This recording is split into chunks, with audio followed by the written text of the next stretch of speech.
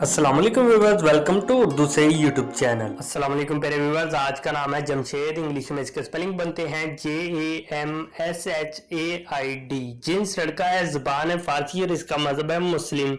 मायने है इसके ईरान के बादशाह का नाम। तफसील है इसकी जमशेद खान, जमशेद अहमद, जमशेद अली। जमशेद नाम का शुमार लड़कों के नामों में होता है। जमशेद नाम की इब्तदाई तारीख फारसी ज़बान से निकलती है।